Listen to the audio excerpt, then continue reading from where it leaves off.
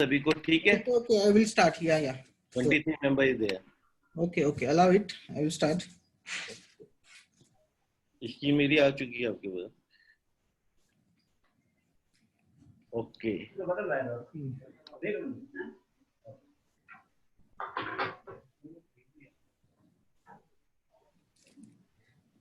Vasanth sir, are you ready?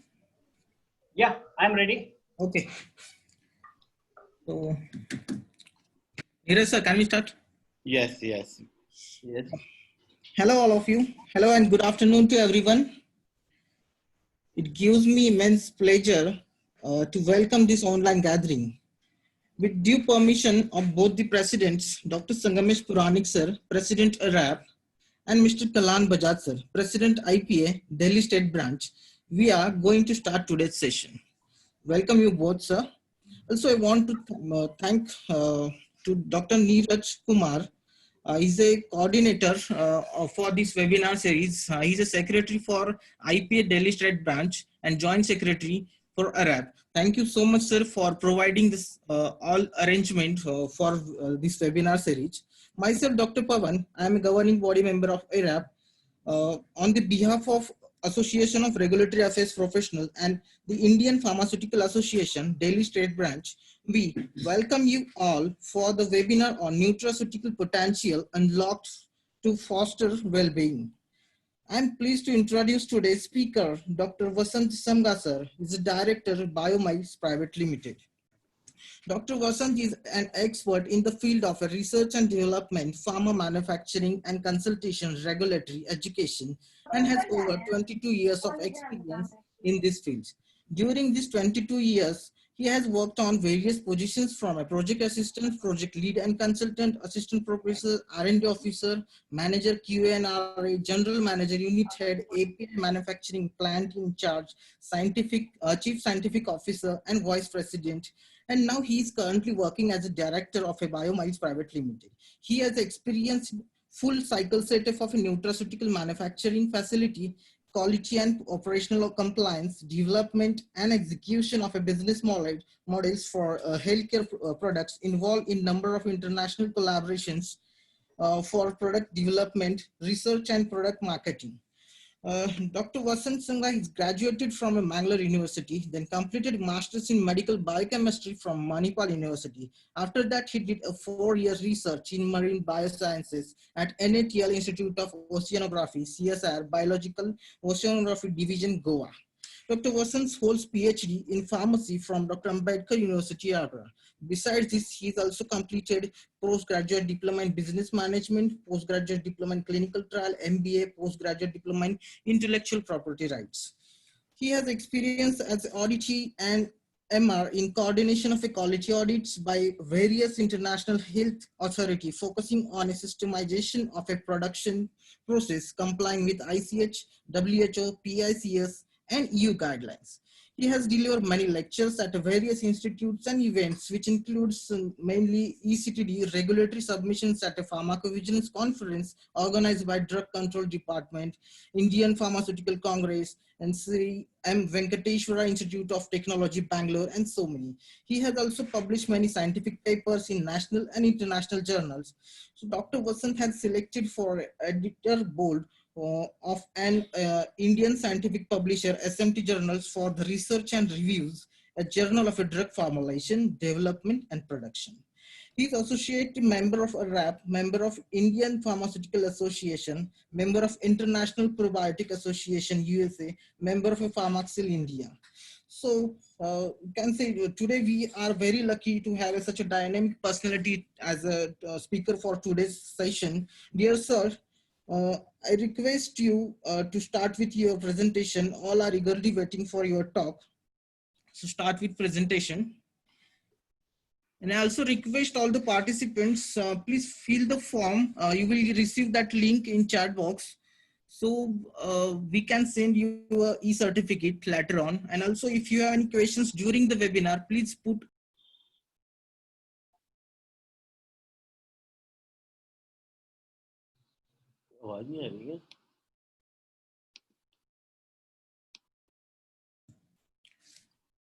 Yeah, I think Vasanth sir. What's Pawan, am I audible to you? Yeah. I think Vasanth sir lost connection. 1 second, I will check. Yeah, please. Just a minute. I can say. Vasanth sir, we are audible to you? So we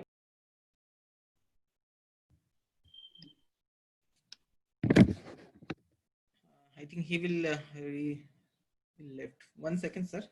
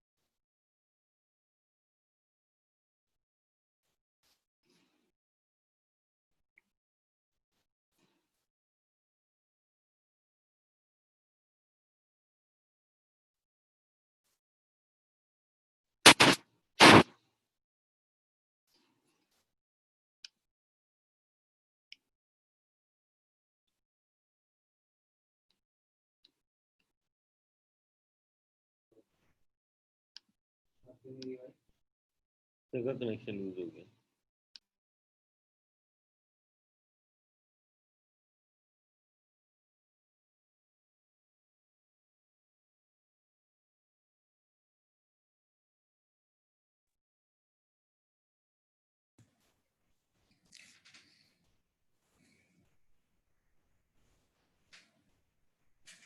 Good afternoon, all.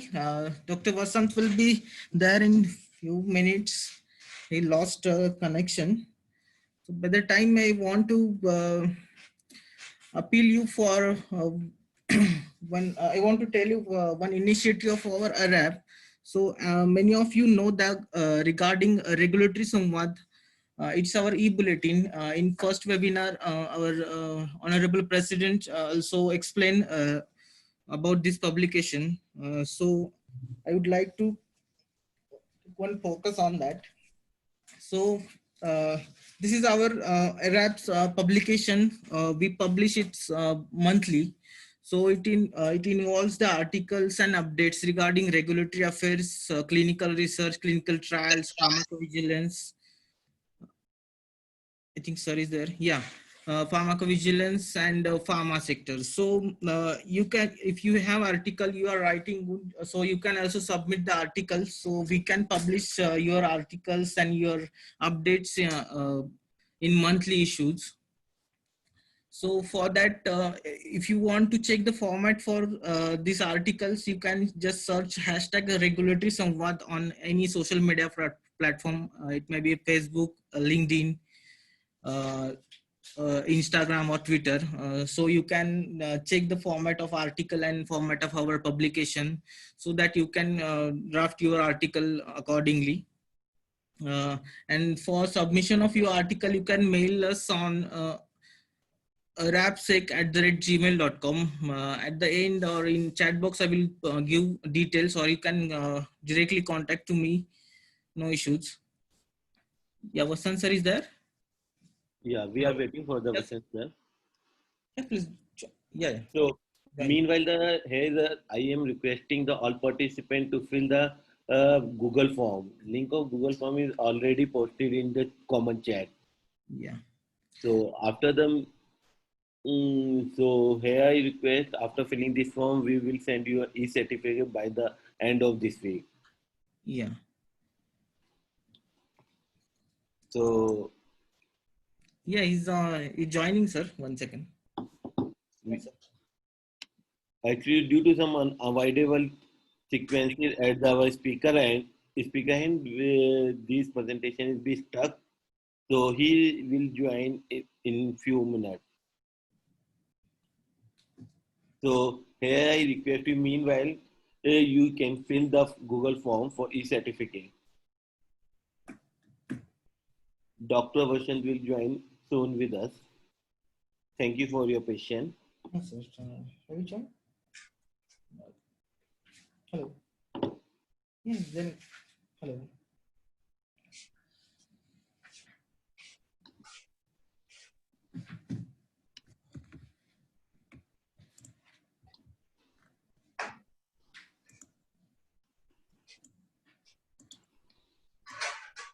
Yes, his issue resolved. Connection is there. Okay, okay. Yeah, sure. I can share the screen. If you will start from mobile, no issue. I will share the presentation, no issue. Okay.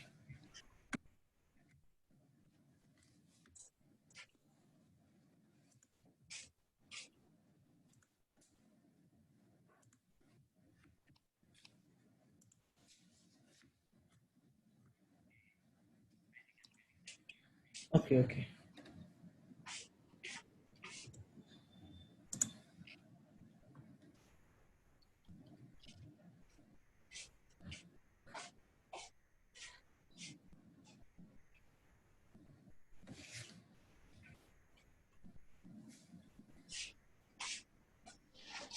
Dear participant, here I request you all to fill the Google form. Meanwhile, our speaker join this webinar. We are sorry for inconvenience you caused due to this. मैं खा सकती हूँ मैं खा सकती हूँ वो वाला लेखा हो ना जो काट रखा है बस इतना Dr. Vasanth will join soon. There is some technical problem there and he will joining very soon with us. Sorry for inconvenience caused by this. So here again I request you please fill the Google form mentioned in the common chat window.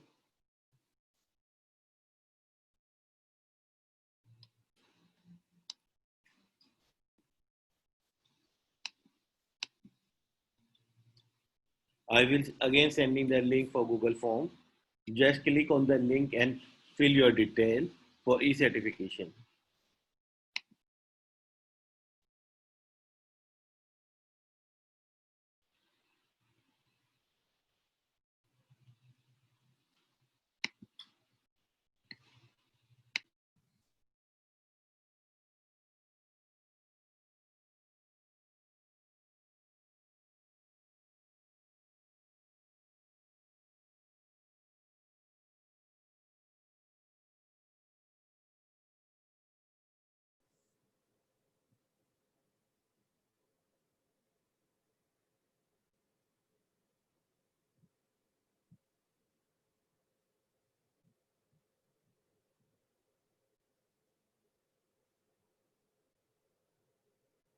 No.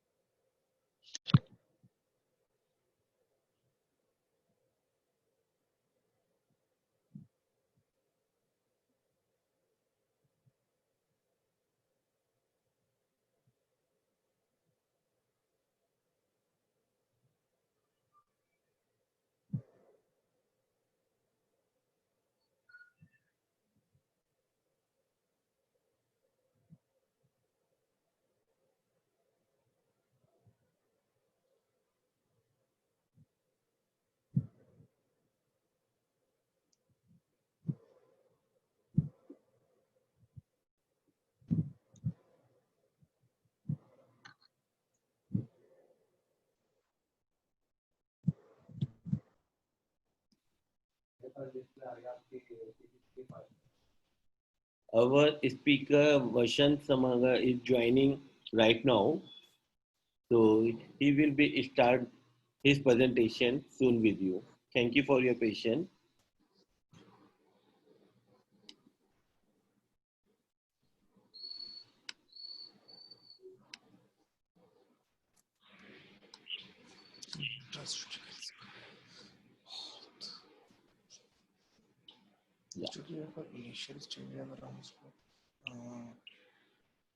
Welcome back, sir. Neeraj sir, please allow me to share screen. Let me ask for Vasanth sir whether he is joined from. Already joined. Mute your microphone. Hello, Vasanth sir. Okay. Sir is unmuted. Right? Sorry, I was, my connectivity from the system got lost. Okay. Are you able to hear? Yeah, we are able to hear. Yeah. 1 minute, Vishal. 1 minute. I will give you right. Yeah. There is some. Pawan, you can share the screen right now. Yeah. Okay. Vasanth sir, can I share or are you sharing? The same page you can share. Okay. 1 second. Second page.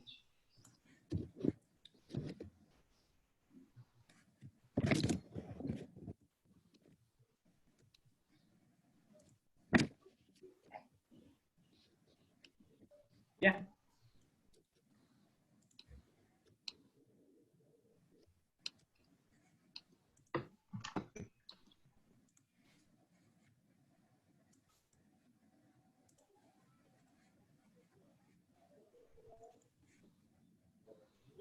So, okay.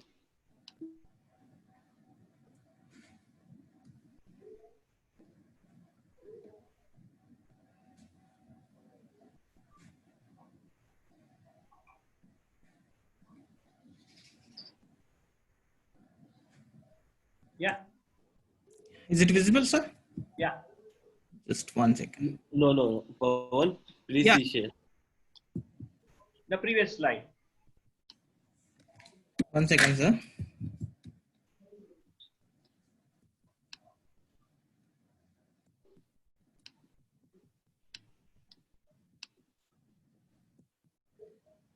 Right, sir? 1 second. I can't see the screen. Yeah. Now? No, I can see the, okay, you can see that you have to click that. Or shall I do that? I can do that now. Now it's, are you able to see screen, sir? It's, Yes. Yeah. But there is a multiple screen. You share the screen PowerPoint presentation. Pawan. yeah. Yeah, that's the first one. Otherwise, I will do that now, no problem.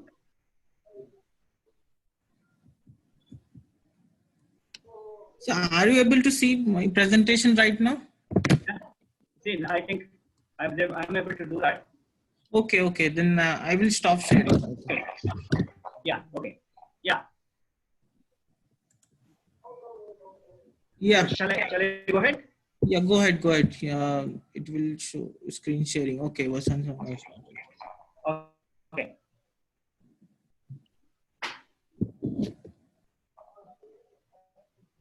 Yeah, I was mentioning about the processing, manufacturing regulations.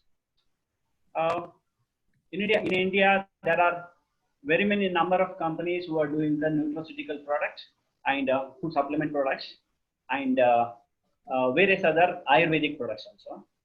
So there, one of the major the care that we need to take is about the quality of the raw materials. Unlike the pharmaceutical products, so the nutraceutical will have much more challenges. Like, it's the raw material may have pesticides, raw material may have the heavy metals, it may be having a number of pathogens, the bacterial as well as the fungal pathogens. So that need to be regulated. When it reaches the mass, so we need to take care of these things. But unlike the pharmaceutical products, where there is a stringent limit for the microbial, so there is no such stringent limit for the nutraceuticals, because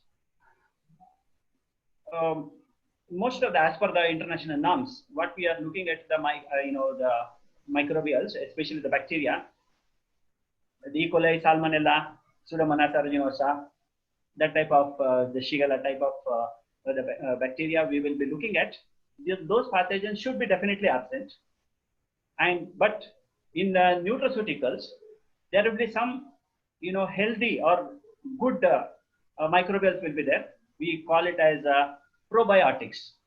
So that also really help along with the botanical active material that is available in the herbals or the nutraceutical product. One day I was there as a guide in the RV University. There was a presentation by one of the students from the Goa border. So he has worked extensively on the probiotics from the leaves of turmeric. Highly beneficial. So if you are going for, usually as per the practices, the nutraceutical products are usually produced by the extraction processes.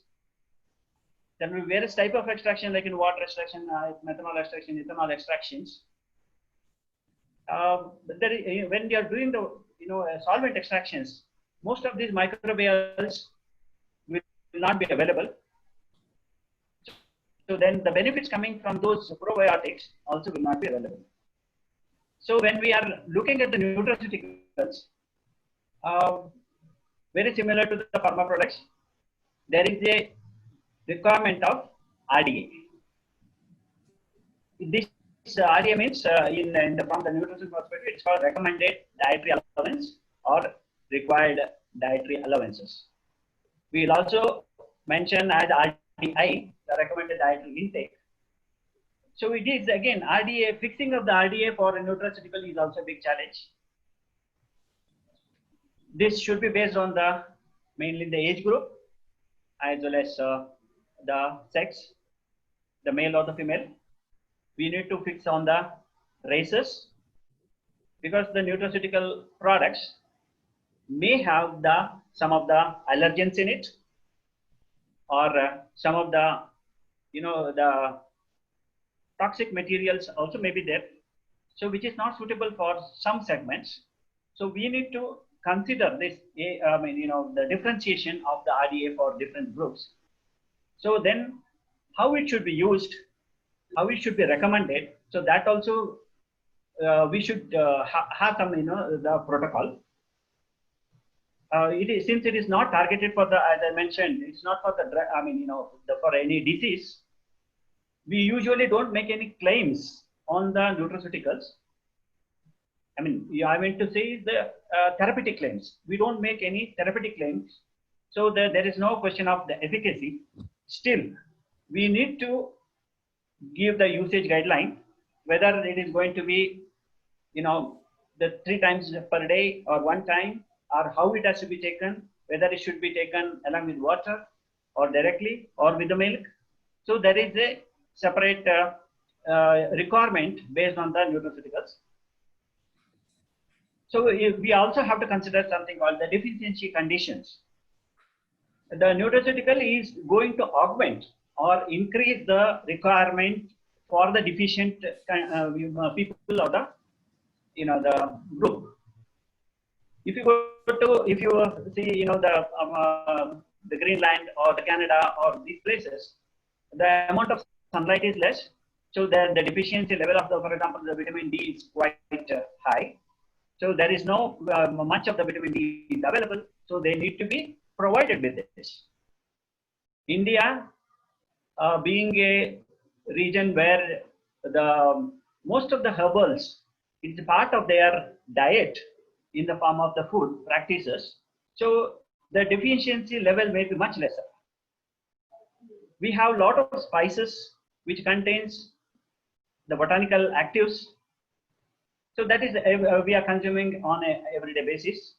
Whether we take garlic, if you take the garlic, the actives what is present over there is allicin and allicin.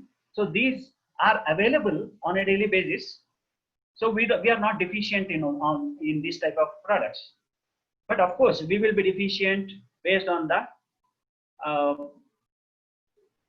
health conditions. Maybe during this, let's say in the pandemic condition or the epidemic conditions, the level of these nutraceutical is higher. If you are considering, let's say, the example of the vitamin D, vitamin D actually comes from the sheep wool, which is a, it's a semi-synthetic, and it also can come from the microbial fermentation method. Vitamin D level that is supposed to be in the blood, it is 20 nanogram. Less than 20 nanogram in the blood, it is found to be deficient. And what is the maximum level it can go is 80 nanogram in the blood per ml. So most of the farmers who are working in the sunlight, they will have their vitamin D level in the blood nearing to 80 nanogram. How do we achieve that?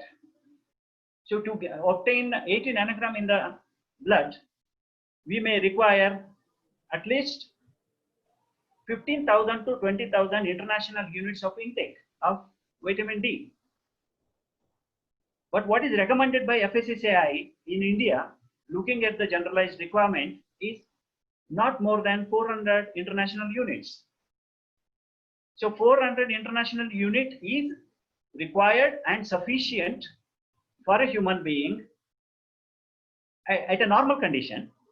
But when we are looking at the infections and having the immunity safe condition, I'm not saying immunity boosted condition, immunity which is the better immunity conditions, we definitely need to have an intake of at least 5,000 international units. Okay, the policy will not permit that. So in that time, the same vitamin D will go under the drug category. Though it is a single molecule, it will go under the drug category. So the recommendation of the nutraceutical, it is not very simple. We need to have a lot of research and a lot of study from various, the race in India, various groups. They need to look at the data available, what is available from time to time. Then coming to the mineral conditions. If we are looking at this particular condition of the COVID situation, lot of minerals have high potential. Mainly the zinc, the next is selenium, then iron. So this is of high importance because of their functions in the different cellular level. So there is a guideline for each and every minerals, what is going to be taken as per the Indian FSSAI. And internationally, if you are going to look at, we can look in Europe, we can look at from the EFSA, European Food Safety Agency, and US FDA, and also in the US, it is in accordance with the DISHA guidelines. That's the Dietary Health Ingredient Guideline. So who are the regulatory authorities? These nutraceuticals have been being regulated. So in India, definitely it is the FSSAI. And in case of some of the countries like Brazil, it is controlled by Anvisa. In Mexico, it is controlled by COFEPRIS. In USA, it is by US FDA itself.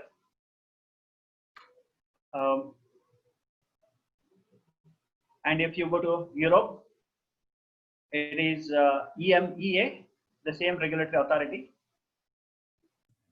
And Australia, it is TGA itself. And in UK, it is MHRA. Vasanth sir, sorry to interrupt you. Yeah, can Yeah. you check the presentation once? Actually, I think its screen is stuck. Okay. Yeah, I think you have shared the first document, Yeah. nutraceutical. Yeah, can you check it? Okay. Once? Yeah, because Can you see now? yeah, we are seeing, but it's not moving. Can you do on Yeah. full Okay. screen Okay. mode? Okay. Yeah. Fine. Okay, can you make it on the full screen? Yeah, Whole screen. Yes. yeah. I thought it was stuck.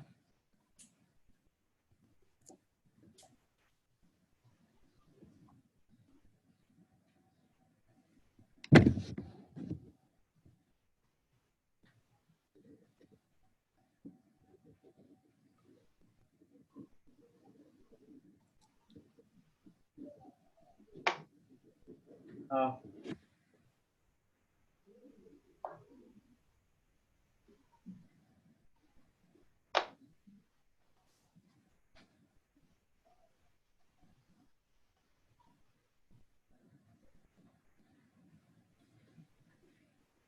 can you see that now?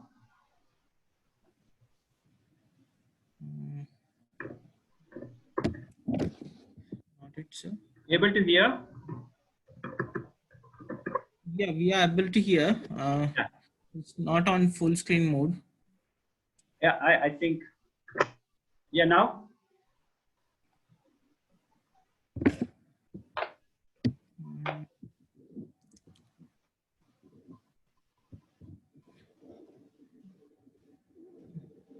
not it, sir.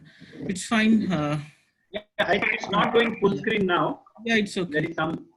Okay, no Okay. issue. Go ahead then. Yeah. Just change the slide then. Okay. Okay.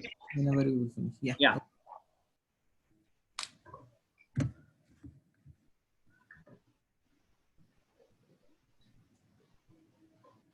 Yeah. I was mentioning about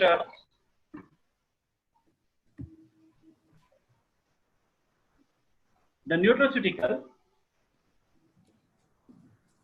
These are the organically active phytopharmaceuticals that have the medical advantage. I mean, health benefits.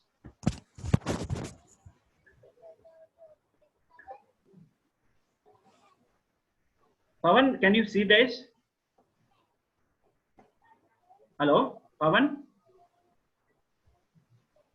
Yes, sir, it's visible. Visible. Okay. Okay. Yes, sir. Yes, sir. Go ahead. Yeah. Okay. So,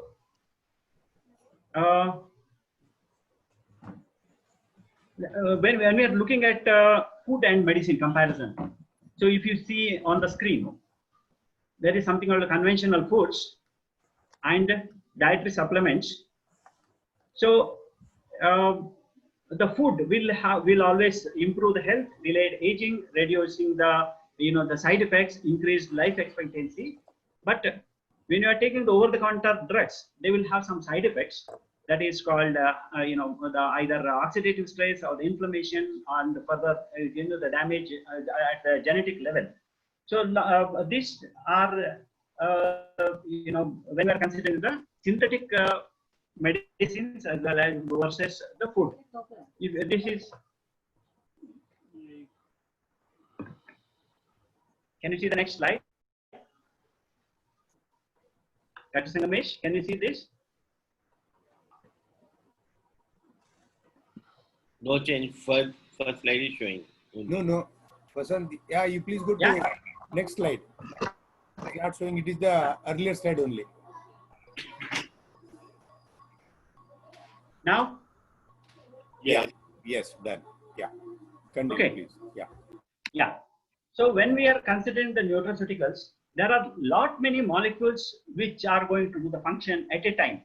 So it is not like single molecule have its own function. So if you are taking any of the product, so whether it's the providing the cholesterol, coenzyme Q10, or the glutathione, or the polyphenols or saponins, alkaloids, these are the ones which works in tandem, and the minerals along with that. So what I'm telling is that the formulation what we make is very, very important. It's based on the the requirement. So when we are considering the nutraceuticals, we segment it based on various category. That is considering the race, considering the the different health conditions, different organ level conditions. So when we are telling, let's say some of the nutraceutical for the liver health, some of the products for the kidney health, some of the products for the gut health or brain health, okay, skin health. So from this perspective, we make the combination of the nutraceuticals. So when we are making, again, we categorize, for the skin health of kids or infants, and for the gut health of the babies. Okay, so we are considering the level of requirement, and there is another category based on the disease condition or the lifestyle disease conditions. The products fine-tuned for the diabetes, products fine-tuned for the urinary tract infections, product fine-tuned for the diarrhea, or the product for the best memory possible, that is for the dementia conditions.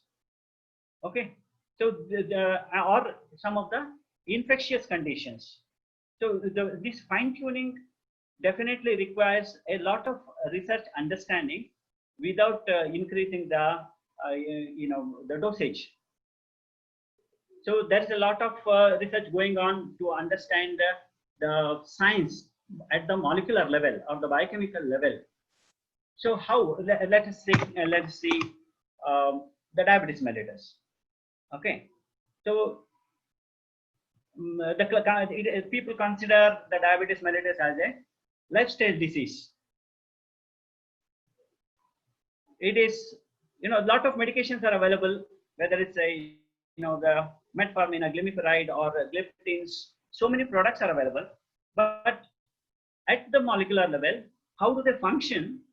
So that we do really understand, then we develop this particular molecule in pharma segment. What I mean to say, in pharma segment, we develop like that. So, but when it comes to the nutraceutical, we are looking at the collective function of different herbs and minerals. Am I audible? Yeah. Yes, sir. Go ahead. Okay. Yeah. Yes. Yeah. Yeah. Continue. So we are looking at collective the working of these herbal molecules. So if you say, if you take up, let's say, the fenugreek, the methi. So there is a collective function of methi for diabetes conditions and for many other conditions. So when we are taking the, for example, methi, in one type of extraction, we get 4-hydroxyisoleucine. In another type of extraction method, we get phenosterols. If we are going for a method, another method of extractions, which is alcohol-based extraction, if we do, we get the more of the saponins, that is, debutyrized fenugreek. The functions of all these ingredients that will be used after extraction are different. If we have the methi enriched in with 4-hydroxyisoleucine, then only it will work on the intestinal enzyme called integrins, and which works very similar to the glimepiride action. So they do that working on the integrin, and they function on the glucagon. So the selection of, what I mean to say, the selection of the raw material is very, very important from the nutraceutical perspective for when we are considering a disease condition. And along with that, what are the other elements or the minerals that need to be used? That I will come in the next slide. Okay, so now coming to the polyphenols, the polyphenols comes from the various herbal plants. We can make a combination of the polyphenols. One of the example is coming from the grape skin. Its polyphenol is called the resveratrol. It is working mainly as anti-cancer, and because of its property on the reactive oxygen species. The reactive oxygen species, what we call free radicals. Free radical propagation or singlet oxygen, we call it as singlet oxygen, which is the destroyer of the cell. These polyphenols really protect the cells, mainly the surfaces of the cells of the plasma membrane. They will reduce the reactive oxygen species. What this reactive oxygen species does is the destruction of the membrane. Most of the functions of the transporter proteins are affected by the reactive oxygen species. The free radical is the culprit for most of the diseases. So the free radicals has to be reduced, means, what do they do is the oxidation. So we need to have something called antioxidants. So the antioxidant is a major the major product that we are looked by most of the countries. So these antioxidants properties are there in many molecules from the polyphenol, saponins, and tannins. All these things have major antioxidant property. So that in combination with the holistic plant extract, that works better than giving a purest form of one type of the molecule. Like let's say another example of curcumin. You know very well, it is coming from the turmeric. The turmeric, as such, in a fresh condition, having its essential oils, has one particular benefit for a health condition. When it is completely dried and consumed in the powder form, the entire action is totally different. When it is extracted to get what you call curcuminoids or the curcumin, then its entire function is different. And when curcuminoids in the form of nanomolecular form, nano-sized form, its function is entirely different. So when we are taking the curcumin, so that is again, if it at the size of the nanoparticle, if it is less than 10 nanos, then it is highly toxic. So it should not be allowed. It should not be consumed in that way. So what is the range of nanoparticle that has to be used? And it is a being hydrophobic molecules. It directly gets passed through the plasma membrane, and also it can cross the blood-brain barrier. So it can go up to the brain, and it can do the detoxification, and it can do help. It's the biggest molecule known all over the world now, even for the the antioxidant actions, anti-cancer property, anti-Alzheimer, and many of the anti-infective, antiviral. So many attributes are there for the turmeric actives. When we are looking at, again, back to the turmeric, what is the dosage that is required and how it has to be delivered? So it cannot be just absorbed by itself. It needs another molecule coming from the pepper, piperine. So this piperine or the quercetin, so they help in the absorption. So what should be the dose? How fast it should be absorbed? Whether it should be absorbed in the stomach or the intestine, and whether we have to look at from the drug, in the pharmaceutical perspective, we have whether it has to be absorbed in a slow manner or fast manner. Whether you are going with the concept of sustained release or the delayed release, or whether we are going for the faster absorption, looking at the high bioavailability and the highest peak in the blood. So if you are looking at that, the degradation rate in the blood also going to be, if it is absorbed faster, the degradation rate also is very high. So it is not going to benefit. How long it is going to remain in the bloodstream, that is very important, because it is going to have a long-term function. So from this perspective, we need to do the formulation of the product, and then only it will be beneficial for a specific health condition. I don't say as a therapeutic, but the health conditions. So it is not just new.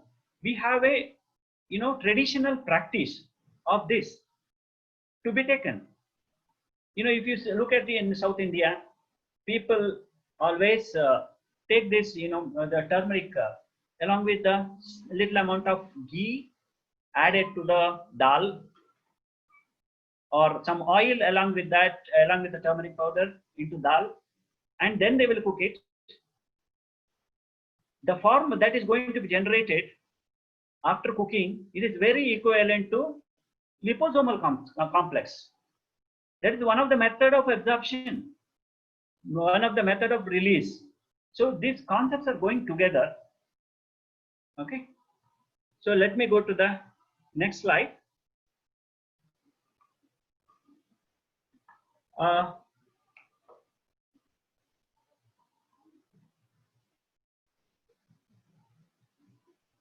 you able to hear? Yes, go ahead. Yeah. Okay. So I just mentioned vitamin D3. So during this situation, there are more than 22 published human clinical studies on the benefit on the coronavirus outbreak. Okay. So there are different forms of vitamin D3, as I said, coming from the sheepwool. So if it is coming from the plant, it is vitamin D2 called as ergosterol. Okay. It initially in the form of prohormone, then after becomes a hormone, D2. Okay, it's a nuclear transcription factor, and it is taken from the intestine, and it increases the insulin secretion from the pancreatic beta cells also. It increase, especially it is required for the bone cells, and the cartilage compensate growth modulation also it is doing, and it is helpful for the vascular smooth muscles, the blood vessels, and how it operates is it opens the voltage gated channels through the calcium gated channels and the chlorine calcium and chloride related channels in the osteoblasts.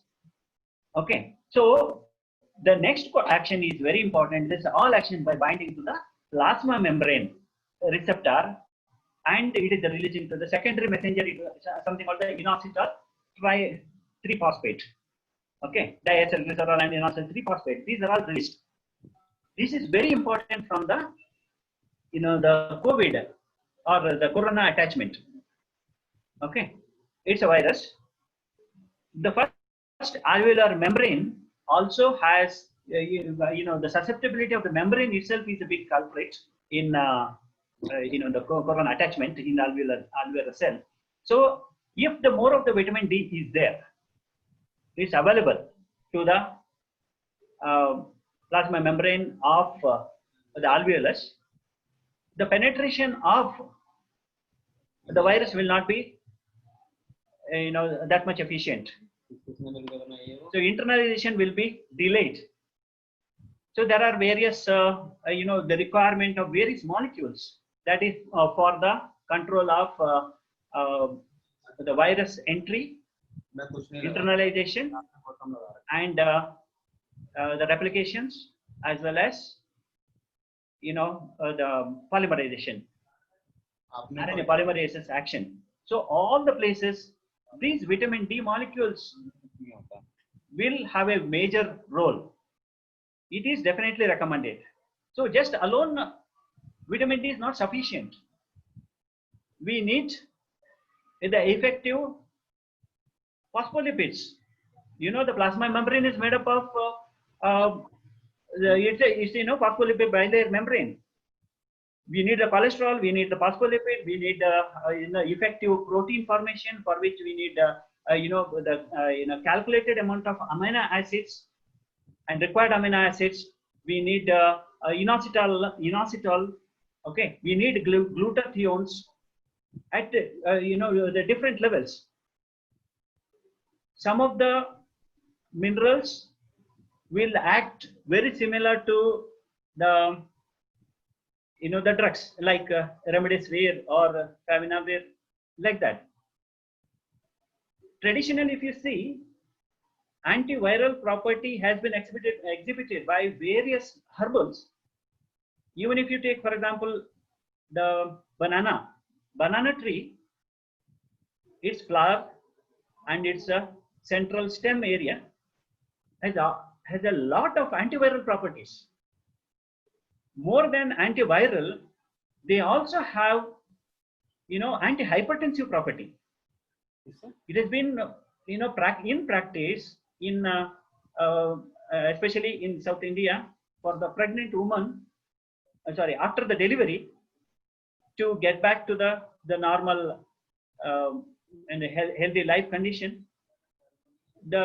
Traditionally it has been used in the from banana flowers, food, vegetables.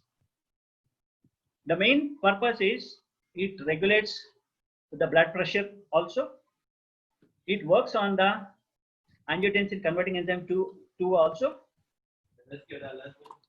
So, hello. Hello. Can you hear?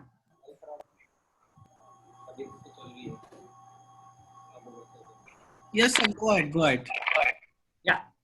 Yeah. So, what I was telling, when I was there in Kasturba Medical College, Manipal, with my professor, I was working on the peel of banana for its angiotensin converting enzyme activity. Yes, it has done well. It worked from the kidney, where renin angiotensin converting mechanism, up to the reduction in the ACE2. So it controls the blood pressure, and also it is now in the same molecule, you know very well. It is the culprit in the COVID situation. Okay. So along with that, ascorbic acid. Ascorbic acid is also very, very important molecule for this in this particular SARS condition. Vitamin C. It is for the maintenance, but along with ascorbic acid, we need definitely the quercetin. Okay, there is a synergistic effect that is required. Because they work together. Though it is in acidic, we need vitamin E also for this. So let me come to that. मैंने भेजा ही नहीं उसको क्योंकि मुझे भी नहीं पता था कोई बात नहीं Yeah. Neeraj sir, Can you hear? Can you mute your microphone, please? Me? Hello? Yes, sir. Vasanth sir, go ahead. Okay. Yes, sir. Yeah. Okay. Okay, so Vasanth Okay. sir, go ahead. Go ahead. Yeah. So, all of you know about vitamin A. So we considered one of the most required vitamin from kids to the age old. Yes, there are good benefits for the eyes and the skin, but it also causes damage because of its property. Alone vitamin A is definitely not recommended. It's having a single and double bonds, and it's having a very high electron mobility. It does isomerization in the retina, and it is highly responding to the UV rays, sunlight. and it made immediately, make a lot of mobilization in the plasma membrane. So the damage has to be controlled by vitamin E. So the vitamin A alone is not good. Along with the vitamin E, if it goes, it compensates its action. Mainly, it's having what is called swelling property. Okay, the accumulation of the liquid. So it does that is done by is the release of what you call lysosomal enzyme. What the lysosomal enzyme does? It's a protease enzyme. So they degrade the membrane proteins, and there is a surge of the liquid, which is alone. It's not good. It should be when it is associated with vitamin E. Then very well, everybody recommends vitamin E for the good skin health because of its property to inhibit this vitamin A's action and make the intact skin. Okay, so the vitamin E, maybe you can just go through this. So it will works with the coenzyme Q10.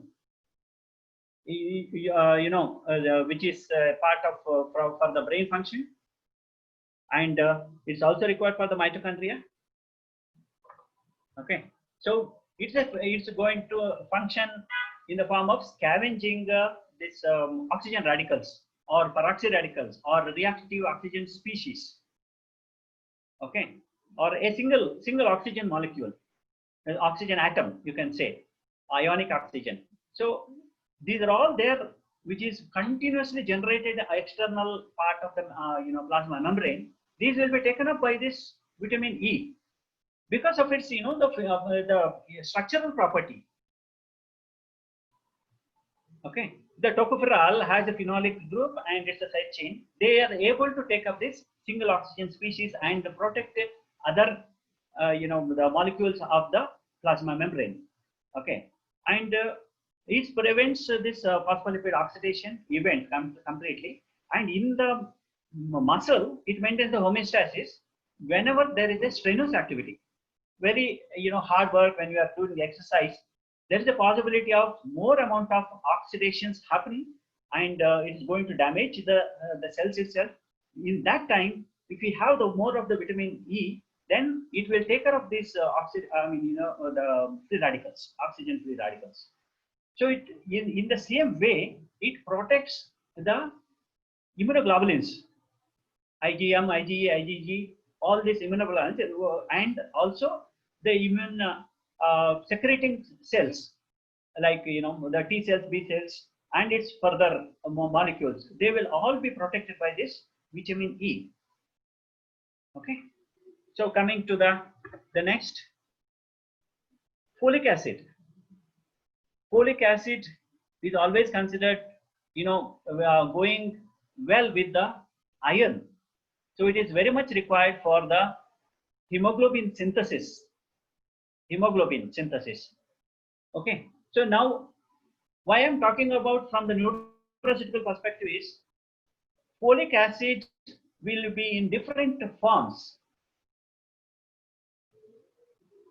Folate, dihydrofolic acid, tetrahydrofolic acid. Okay, so tetrahydrofolate. So which are the forms that is very much required, and what are the conversions that is happening within the body after the absorptions? Whether we are able to produce folic acid by ourselves, or whether we are going to have the the entire mechanism to convert folic acid to the required folate form inside the cell, or whether the folate form itself is absorbable. So all the things we need to consider when we are making the formulations. Okay, so the folates are the main important cofactors for the one carbon transfer reactions, and it is helping in the nucleoside synthesis, RNA synthesis, and it is helping in conversion of serine and glycine and methionine. So this methionine, which is nitrogen containing amino acid, these are all the amino acids. Okay, they are very much helpful in at the genetic level, at the nuclear level. for the histones, the DNAs, and even in the neurotransmitters. Okay, so the deficiency in the neural defects or the brain dysfunction or coronary heart diseases or increased risk for the the cancers. Okay, so coming to the this, I will just let you to read.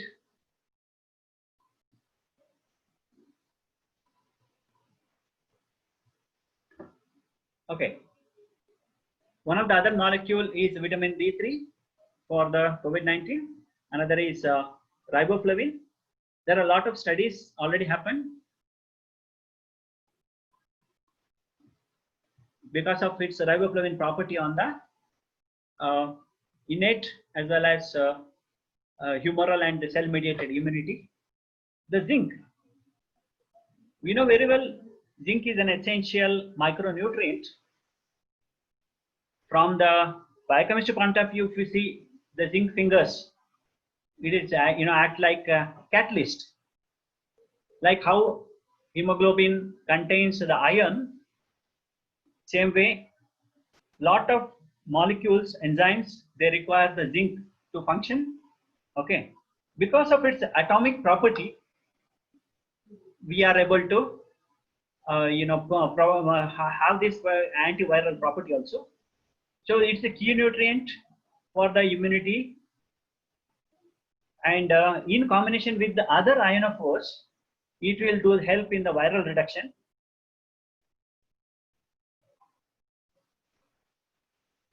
In some countries, based on the soil content, availability of zinc is higher. But in India, if you see, up to at least around 50% of the people are deficient in the zinc because it is not sufficiently available from our food. There are lot of products which we need to evaluate where the people will be consuming adequate quantity of the zinc. One of the major plant which I can suggest is moringa. We call it as a drumstick. That leaves contains higher amount of zinc and highly bioavailable iron. Also, the zinc, what we provide from the pharmaceutical perspective in the tablets form, capsule form, so that may not be absorbable. That is, we provide in the form of zinc sulfate, zinc gluconate, zinc ascorbate, that type of products. But what is exactly required is biologically originated zinc. It's a bioavailable zinc in the form of zinc chelates. Then it is highly absorbable and it is able to do the function. So it is better to go with the natural product directly rather than taking in the form of the chemical molecules. If you take, for example, the example of iron, how the iron is made more bioavailable to the human being. There are a lot of forms are there, like iron sulfate, ferrous sulfate, ferrous ascorbate, ferrous fumarate, and the various other forms. But in the gut system, it's mainly absorbed in the intestine. So it is not just absorbed in any of these forms. The iron gets converted to iron ascorbate in the intestine, not by ourselves, by the probiotics. There is a series of probiotics which is already available in our the gut system. At least 1,000 variants of probiotics are available in each person. As you know, it is the total quantity is more than 10 trillion in each person. These probiotics main function, they are not just lying like that. They have the relaying activity. One type of probiotic works initially on this particular whatever we are consumed, ferrous sulfate. Then it converts it relates to some other species of the probiotic. They take it up, they convert it to the ferrous ascorbate. Then only it can get absorbed through our intestinal villi. Otherwise, it cannot do. So what I'm saying that just having a nutritional supplement or nutraceutical supplement will not be sufficient. We need to have our strong, the gut bacteria. With the synthetic drugs, with the antibiotics, we may, totally disturb the entire, the bacterial system. So that it is going to disturb a lot of, the other activities. We need to replenish them. We need to provide the good bacteria, either in the form of the natural probiotics or in the form of, already purified probiotics. That is, whether it's a lactobacillus bifidobacterium or any of the species that is available in our gut system. They have major role actually. So whatever we consume, even the food that is not digestible by us, like for example cellulosis, which is not at all, we don't have the enzyme to digest, but this probiotics can take up this what do you call the prebiotic type of molecules, and they feed on them and they convert, they produce what we require. The whole of vitamin K is produced by the bacteria in our gut system. Vitamin B12, the intake of more than 20 nanogram of vitamin B12 is no use. It is going to kill or destroy or make non-viable many of the bacteria, because to a certain extent probiotics will survive on the the vitamin B12. If there is an excess, they are going to be destroyed. They themselves produce in a way of protecting them, protecting from the other species of pathogenic bacteria. So there is always a balance that is happening within our gut system. So if we understand that, what is the dosage of the vitamin B12, what we need to provide for a better health? Since it is also produced by the probiotics, apart from the vitamin B12, we also produce a lot many other molecules that are provided by the plants. You may be wondering, the beta carotene and even the lycopene is also produced without taking the tomato or the beetroot. They have the capacity.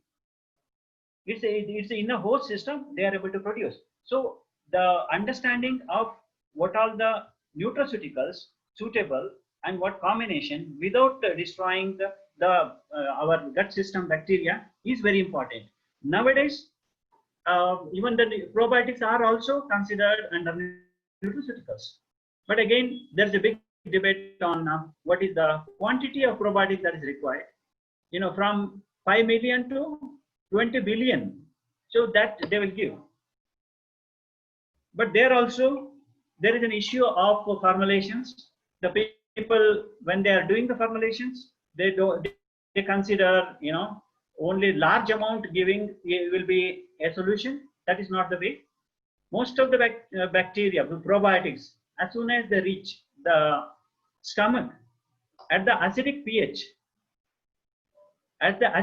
they won't survive. And most of the probiotics, what we consider is anaerobic type of bacteria. They should not be exposed to the oxygen. And so we need to have proper delivery method so that it will go up to the intestine, especially the large intestine. There it will do its function. So there is a lot of effort going on making micro encapsulation and combination with the other molecules or liposomal type of mechanism. So there are a lot of studies happening, and but still it is becoming effective. So these are the the type of nutraceutical which we have ignored. In the past. So now we are able to having a better understanding. So various applications, it's more than giving one, the single ingredient of the molecules. Why don't we make use of this probiotic to make the benefit for our various ailments? Whether it is the immune related, there is a lot of research work has happened with respect to the immune system. The probiotics definitely will enhance the immune system by their, by their presence in the intestine, by the production of some of the various molecules that are required by our body systems. Even if we don't have the required phytomolecules, they are able to produce and they are able to compensate. You might have seen some of the people who are, restricting on only one type of diet, deficient of many other options. Those are going for fasting for 6 to 7 days or more than that. Still, if you consider their blood level, you won't find major difference for the molecules. I strongly feel that is because of the probiotic that is present in our gut system. They are able to produce and they are able to supply to our body. Coming to the magnesium. So this is one of the best combination for antiviral treatment. Magnesium, B12 and vitamin D in combination. It has many of the publications are there. For the immunity enhancement, selenium as well as iron.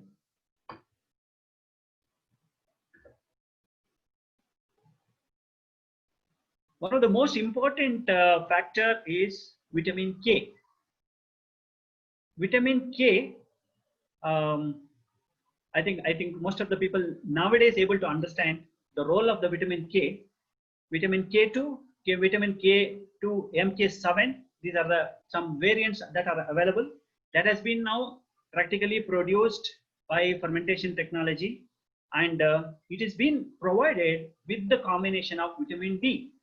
Vitamin D alone will not have a major function unless vitamin K is available.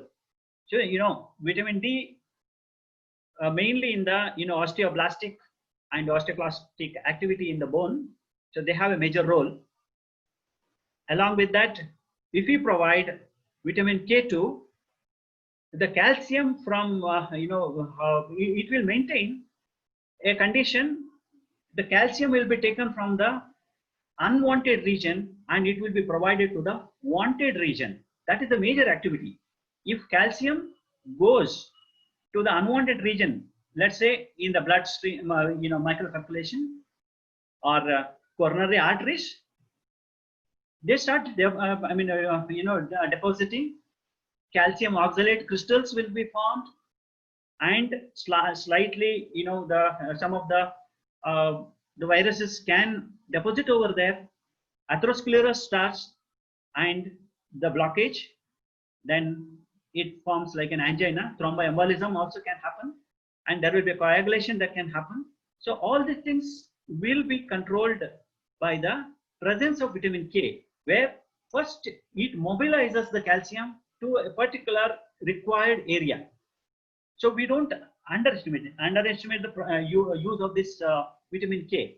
Unfortunately, because of our food style, because of the medications that destroys our probiotics in the gut, we are not able to provide sufficient amount of vitamin K, which we need to now depend on the external intake in the form of nutraceuticals, which is also not that much popular in most of the countries. Only understanding that now it is happening. So the better option is to take care of our gut, so that vitamin K is available and we will be out of most of the diseases. And definitely there's a major role in COVID control. Now coming to the vasodilators. The vasodilators, smooth vessel vasodilators, Where are the smooth muscles? Mainly in the brain, intestine, and genital region. The smooth muscles are there. So there, vasodilation means the arteries will become voluminous, increasing the diameter to enhance the blood flow. Whenever there is a vasoconstriction, there is a very slow blood flow where the glucose and oxygen will not be supplied to those particular organs or the regions. That is the culprit for the most of the diseases. Even if you see look at the the brain diseases like dementia related, Alzheimer related, or schizophrenia related, Parkinson's diseases, all these things, the main issue is related to the inadequate blood flow. So there was one molecule which has been recommended worldwide or used worldwide, that is called sildenafil citrate. The other popular brand name was Viagra. So it was used to treat the pulmonary arterial hypertension, to reduce the blood pressure. Okay, by just doing the vasodilation. So the side effect of that was increasing the blood flow into the genital region, or you can say the secondary effect, and that has that's why it has been used as an aphrodisiac or for the sexual enhancement. Now there are a lot of side effects directly onto the heart and your liver function. Lot of side effects are there, so which can be overcome by the nutraceutical or the natural botanicals. There are very good number of these type of products. They do only the increase of the blood flow. The moment the blood flow has increased, the amount of oxygen, amount of the glucose molecules, and amount of other molecules, essential micronutrients to those particular area definitely is going to increase. Even if you look at the conditions of the Alzheimer, to tell you, I have developed one particular formula which has undergone the clinical trial on the Alzheimer, and it is highly successful. It is shown very high improvement in the mental equity. So that is again totally originated from the natural compounds, combination of the natural compounds. One of the main aspect which I have looked at is increasing of the blood flow to the brain. It's one of the major disease worldwide, especially in US, #1 disease, and people are not able to understand what is happening over there. So none of the therapeutic drug products are working because there is an understanding difference. People are thinking that in the nervous system, in the brain system, there is a formation of amyloid plaques, tau proteins, and neuropaths.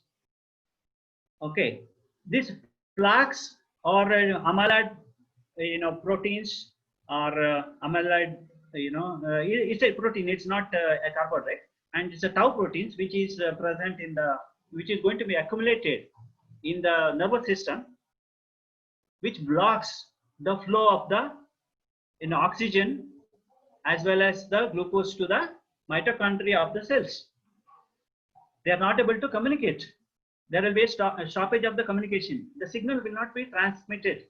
Most of our nervous system, they are all electronic conductor with the sodium and potassium channels, exchange of that. So that electrical conduction will not be there. The synapse junction will not communicate further, and there it shows the memory loss. You will not be able to recollect anything. So when there is a long-term non-supply of oxygen and glucose, what's going to happen is the nerve cell, they say it is dead, but actually they don't die. It goes to the hibernating condition. So where our thought process, it has worked in a way that increasing of the blood flow so that the mitochondria will regain and they come back to the same working condition, the patient starts improving. Okay, so the focus should be on the mitochondria in the nervous system. So why I'm telling is that the concept of combination of the herbal molecules from the nutraceutical perspective to attain what function we require in a person, in a diseased person, or in a normal person to prevent from this particular disease happening. Okay, so we need a lot of study on this particular the type of products which we are going to work on. Okay, so sorry, are you there, Pawan? Dr. Yes, Sanjeev? yes, yes. Okay, Yeah. okay. Go ahead, go ahead. Okay, so now there is a lot of products containing the sulfur compound. Even if you refer to the Ayurveda, they have been using for a longer period. That is called Gandhaka Rasayan. Why it is required? Because the major role in our most of the proteins, functional proteins, transmembrane proteins, it is the cysteine. Okay, cysteine, which is it's a molecule, it's an amino acid containing the sulfur. Okay, so the requirement of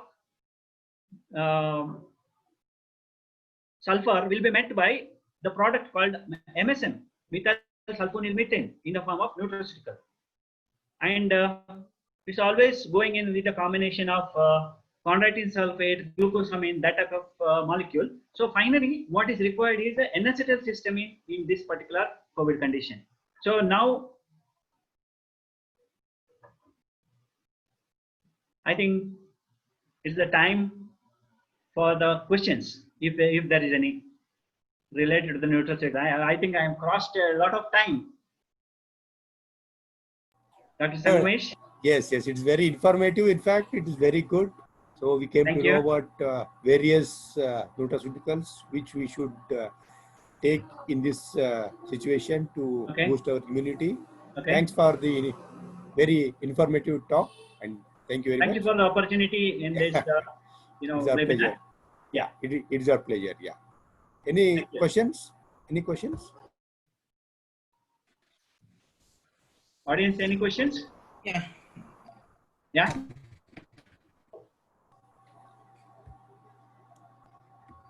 Audience, please write your question in chat box so that Dr. Vasanth will answer your question.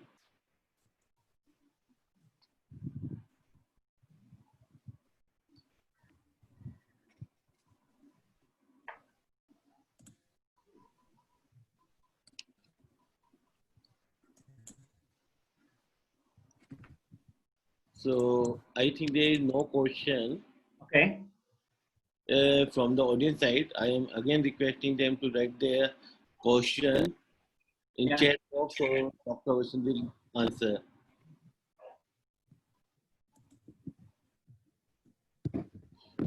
Okay then. Yeah, Dr. Pawan, Yeah.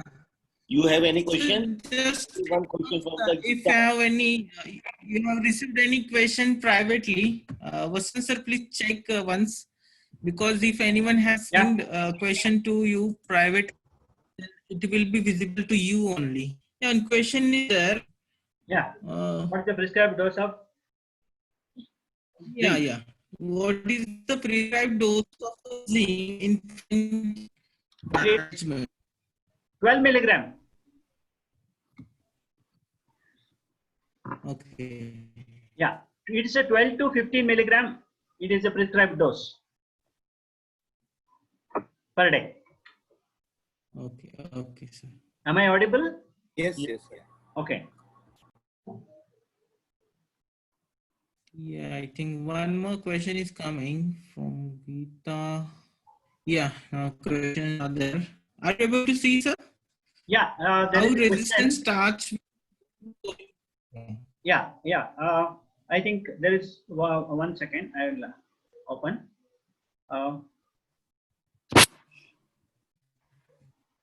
Okay. Yeah, the resistant starch helps in the in boosting the immunity. It is through the the activation of some of the probiotic, as I said before. Yeah, and one more question was there related to the diabetes. Yes, there are. I think Geeta Karatmol. Okay, so this is regarding the diabetes mellitus. As I said before, diabetes is not a real disease. It is just a imbalanced condition.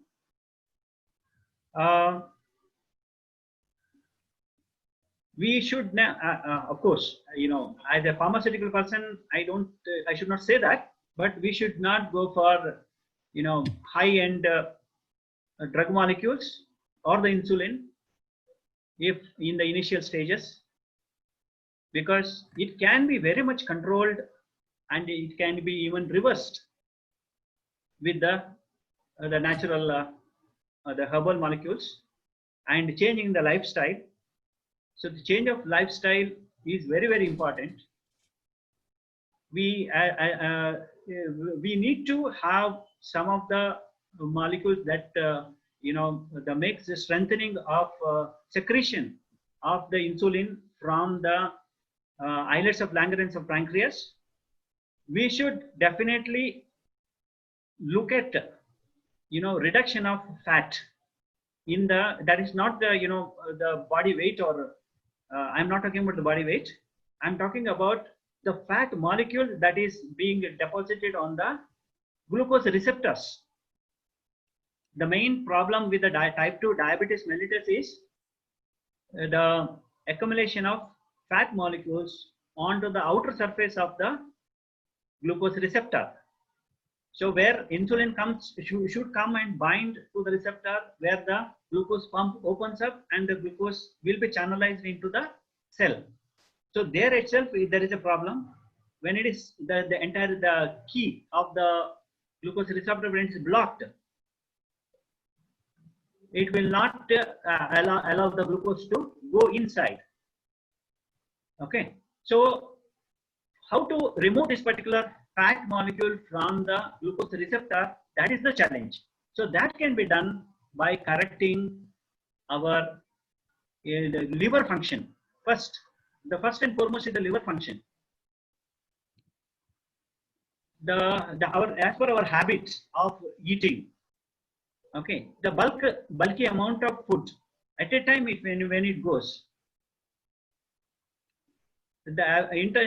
apart from the stomach absorption, intestine absorption going to be high, and it comes to the portal circulation, it comes to the liver, and there up to 450 grams it will be stored as glycogen, and rest of the material, whatever the food already it has come into the portal circulation, it has to do something. It converts it to fat. Initially it will throw it out of the liver surface. That is if it is excess, we call it as a fatty liver.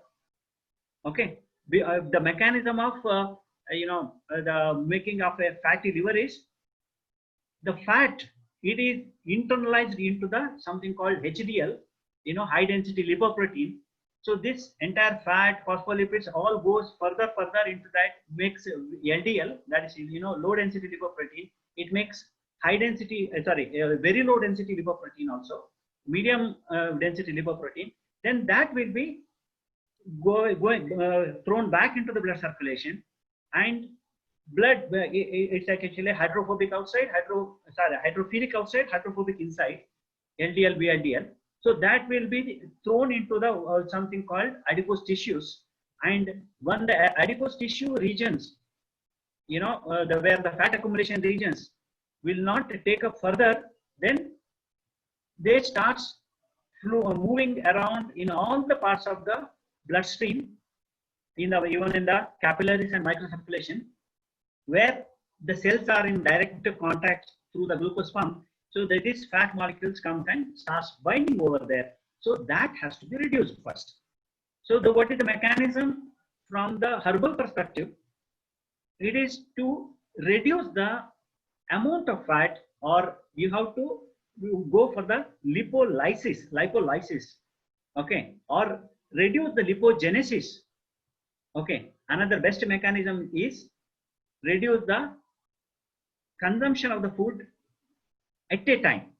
We have to reduce the surge or increase the consumption of, increase the utilization of the glucose, where once the glucose is reduced, then automatically after around 13 to 15 hours of fasting, automatically this fat molecule just converted it to the ketone bodies.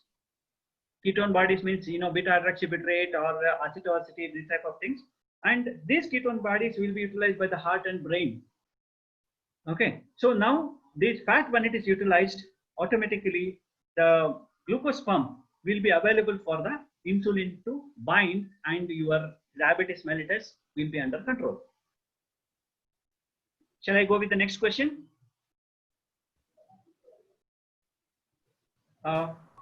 Is there a trial going on the patients having mild symptoms of COVID virus?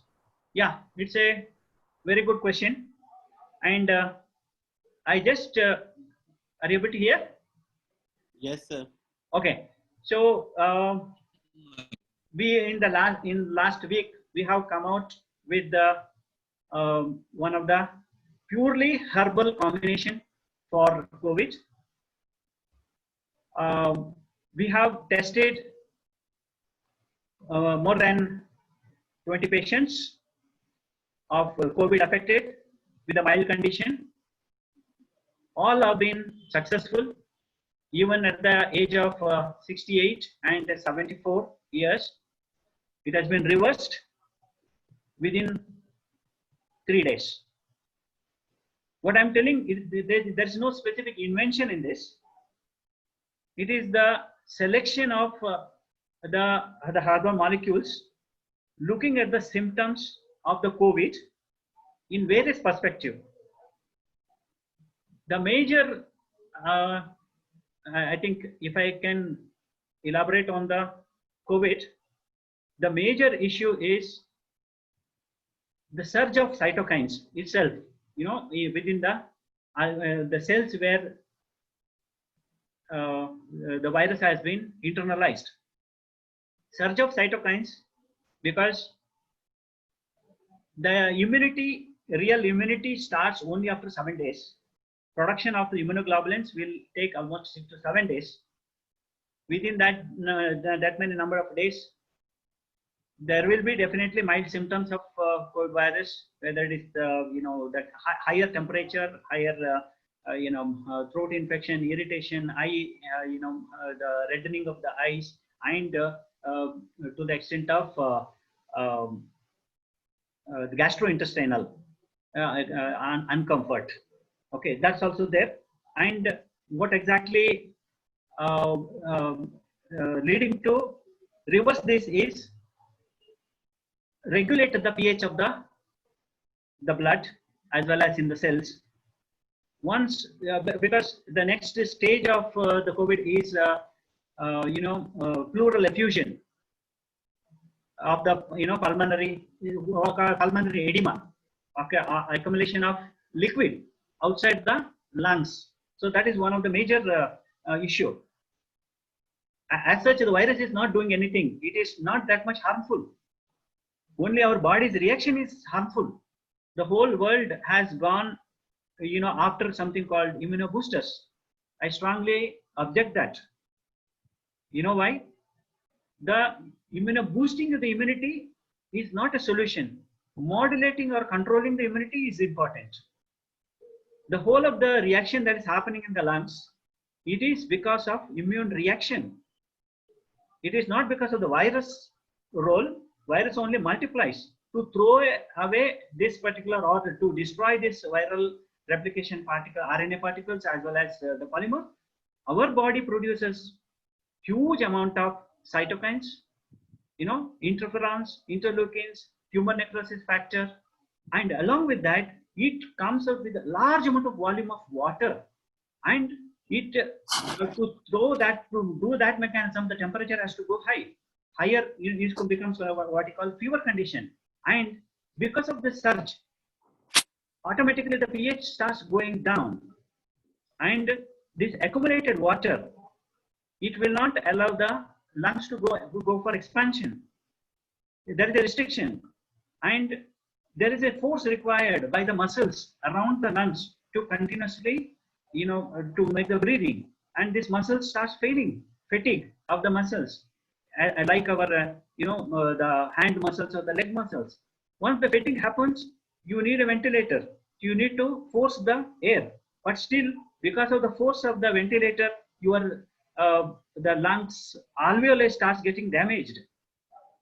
And because of the accumulation, because of the lungs expansion, less of oxygen goes into the the blood vessels, and it will less go to the heart. So when there is a less of oxygen going, it's called hypoxia. The other the organs. First organ gets affected by this hypoxia is kidney. Next is the brain, and next is the heart. So that is the reason most of the people with the COVID die of heart attack. So initially, it is always possible to regulate the mild symptom conditions by controlling the pH and providing the the immune modulators, which which provides the the molecules or the environment that is going to stabilize the membrane of the plasma membrane of the alveolus. So definitely it is possible. The next question is there any clinical data reported showing that the nutraceutical used in the management of SARS-CoV virus? Definitely, it is. I'm not talking about the herbal products as such. Vitamins, even vitamins are also considered under nutraceuticals. All this in my PowerPoint presentation, whatever I have mentioned, all have the backup of clinical studies. So, for example, about the vitamin D itself, there are more than 22 reported data, and it has been even published in Lancet. You can see that. I can send you the link, and also it is available in a British Medical Journal. It has been published. Okay, the next question is how probiotic helps to maintain the gut health. Is there any clinical data reported for the probiotics which are approved in India? Yes, there are a lot of studies on the probiotic. One of the Nobel laureate himself has extensively studied this. Probiotic for the gut health, from the various perspective, it has been studied. From the immune health point of view, from the IBS, that's irritable bowel syndrome related, and for the the vaginal health or antibiotic associated dysbiosis health, or whether there is something called an extensive study on the gut-brain axis, which is how it is going to help in the brain function. So that also has been studied extensively. You may go through it. I can send you the link on this also. But the clinical data is in India, it is not fully available because it is coming. Actually, none of the nutraceuticals requires clinical data. As I mentioned earlier, we are not looking at the efficacy at all in the nutraceutical, the herbal products. It is not for a treatment. There is no claims mentioned, though we know how it works and it is helpful. That definitely we know, but we don't make any claims. Okay, so there is no requirement of clinical data. The moment clinical data is given, it is considered as a therapeutic, and it is comes under the Ayush or other medical segment, or But yes, there are a lot of clinical data with respect to the safety, toxicology, safety. That data is available, which I will be able to share through the mail. Thank you. Okay. Any more? Yeah. Thank you, sir. Thank you. It was very informative session. Yeah, I think Thank you. Sadia, Sorry continue. for in between, the connectivity got lost. Yeah, really very sorry to all for Yeah. inconvenience due to variable region. So thank you so much, sir. Thank you. I I wish, request to Dr. Neeraj. Yeah, go ahead, sir. I wish Dr. Sangamesh and the president of IPA and president of Regulatory Professional of India. Okay, and also I thank my organization. Okay, who is and my team of people in my biomiles who are all working the day and night to make my organization to come to the level of the USFDA. So I thank, I wish a number of companies will come up in India in this segment. There is a greater potential and there is a greater learning aspect. Though I came studied from the medicinal, the side, I am very much interested, keen on to do the research, much research on this directions. And whoever want to collaborate with me, most welcome. They can contact. I'm open for that. Thank you. Thank you, Vasanth. Thank you. Good day. Thank you. Yeah. Thank you. Yeah. Thank you. Thank you, sir. Thank you. Thank you. Thank you. So Thank you, Dr. Vasanth, for yeah. a very nice presentation and you are handling the lots of questions very Yeah. sharply. And in future, we also again contact you to give the presentation related to the topic which is belong to the nutraceuticals and superfoods. That is Okay. Sure. Okay. And Thank you. We will definitely look into that. You can communicate to me, and I will, whatever knowledge I have on these things, whatever the experience I have, I am ready to share. We all can always, go with the collaboration, and hope the students, if they are there, so we can help in providing, the online understanding of the process. They cannot come for the projects, but we are helping many of the college students from here around in Bangalore in training them, making them understanding the requirement of regulatory aspects and quality aspects and manufacturing aspects. Hope. Thank you. Have a nice weekend to all. yeah. Thank you, Vasanth. Yeah. Thank you. Thank you everyone for your precious time. Yeah. Thank you. See you next week. Thanks a lot. Thanks. We'll a lot. catch up. Thank Good day. Yeah. Bye. Yeah, Shilpa, ma'am, I will send you. No, don't worry, ma'am. So we will send you invitation as well to every participant from next time onward. And right now, with the permission of President ARAP, we are closing the meeting. Yeah. Yes, sir. So this is a stop, and every member are requested to fill a feedback form. We already shared the link for them, and also suggest other topic on which you want to. We include that topic in our webinar. So with this, thank you to everyone. And Pawan? Yeah, sir. Yes, sir. Yeah. So, Thank you. Yeah. We'll close the session. Yeah. Thank you. thank you. We close. Yeah. We are closing. Thank you and for the